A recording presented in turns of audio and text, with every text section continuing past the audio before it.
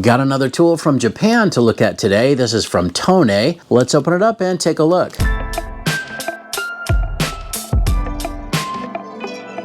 Hey, what's up YouTube? Dan the Fix-It Man. Got another quick video here for you. Now, if you own a Subaru or know someone who does, or even if you just do work on Subarus, this is probably something you're going to want to pick up if you don't have it already. This is a specialty spark plug socket and extension kit specifically designed for removing and replacing spark plugs on a Subaru or any other horizontally opposed engine. I believe would work as long as it's got the same spark plug size, but it's designed for really tight access. Now, anytime I get a Japanese tool, you know, I don't speak Japanese, so I like to take a closer look at the label and see what it says. And the cool thing about an iPhone is if you just kind of hold that over, you get a little text box here, and then we'll tap translate. It says plug replacement set for horizontally opposed engines, ideal for replacing the plug of the horizontally opposed engine. Let's take a look at the back. It says ideal for replacing the brag, I guess they're calling that the spark plug, of the horizontally opposed engine in a small place. Use 17mm ratcheted glass in the outer hexagon replacement center and loosen them and remove the frame when the gap becomes narrower. Reverse procedure when tightening, ideal for 86/BRZ. Let's translate the bottom part there too. Okay, now it says do not use tools for anything other than their original purpose. Do not use if there are any abnormalities such as cracking, chipping paper, deformation, I'm not sure what the paper is, maybe delamination, etc. Please do not modify, and please do not overdo it. So there you go. That's a quick translation. I'm sure that that's not perfectly correct or anything like that, but it's pretty neat that you can do this. So glasses or goggles wrench, sometimes they call that, is the box end wrench that you can use on the end of this. You can see that there is a hex shape or design on the end of the spark plug socket, but also on each one of these extensions. So that will come in handy when getting into a really tight space. Let's just pop this label off and take a look real quick. I just wanted to also take some measurements.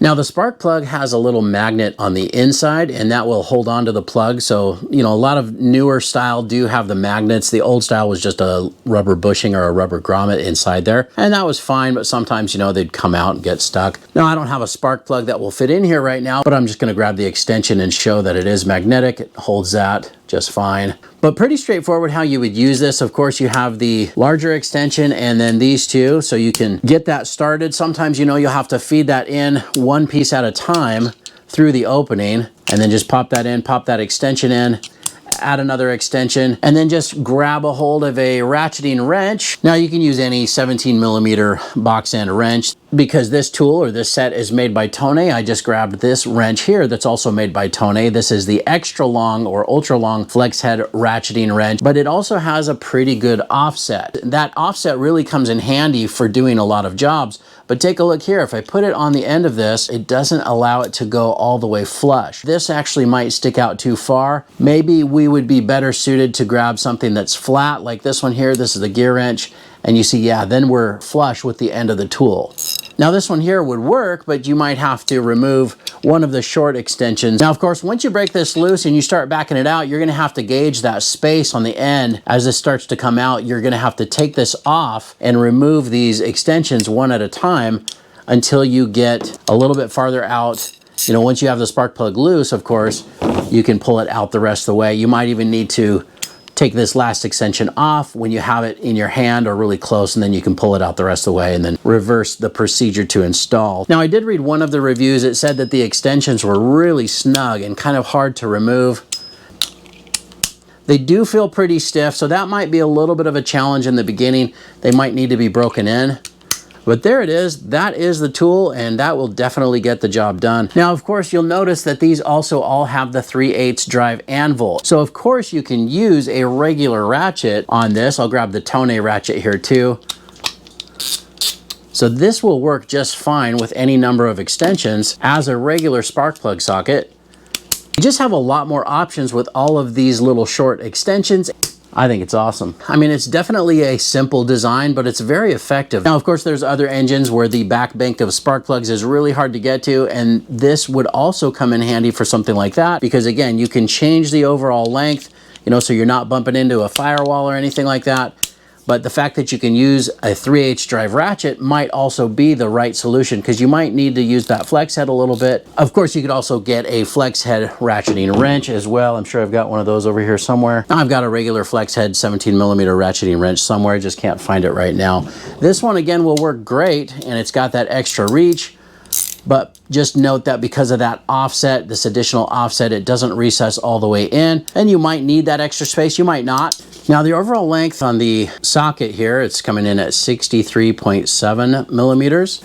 And let's see how close this is to what they're saying. Yeah, 49.7, they said 50. And then these one, they said 32. Yeah, 31.9. Same with this one here, 31.9, 31.8.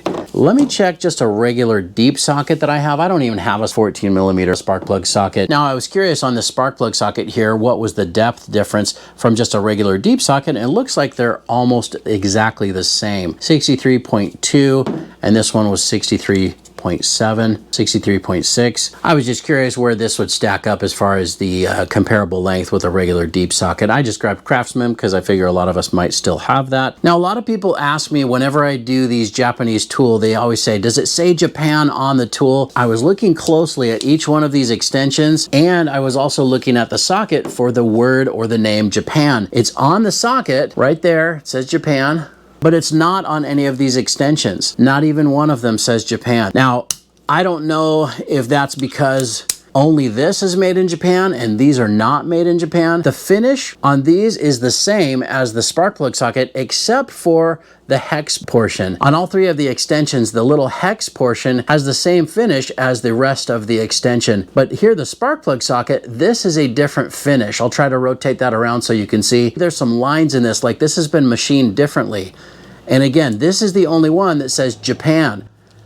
So I would probably come up with the conclusion that this one is made in Japan. These ones are probably made in Taiwan, like a lot of other Tone tools. I believe it was Mr. Subaru commented on one of my videos that a lot of Tone tools are made in Taiwan. He seems to be pretty knowledgeable on the subject of the origin of each one of these tools or where they come from. And I think he mentioned that on one of my other Tone videos. He said, yeah, a lot of that stuff is made in Taiwan. For example, this long wrench doesn't say Japan on it anywhere, but you know, it's a Japanese company. It's good quality. I'm real happy with it. Just thought I would point that out. And because the finish is so slightly different on that hex portion, that does lead me to believe that this part is made in Japan and this part is probably not. But I don't know for sure, so if you do know, feel free to chime in the comments and let us know. But that's pretty much it. I hope you liked the video. Please give it a thumbs up and subscribe if you don't mind. That does help me out. And of course, I'll get a link in the description where you can pick up this exact same tool from Tone, along with some of these others as well. Thanks so much for watching, and good luck.